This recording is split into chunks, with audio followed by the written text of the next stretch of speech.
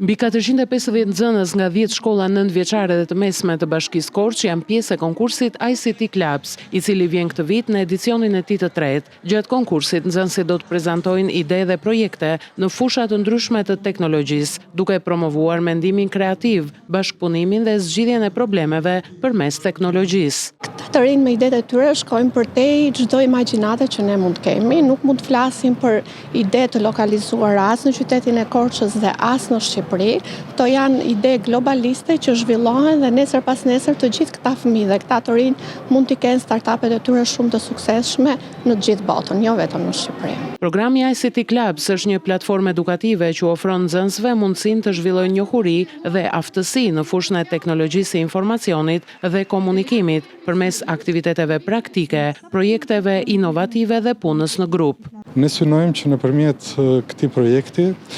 të nxitim nxënësit, fëmijët, të rinjt që të kenë një mendim kritik,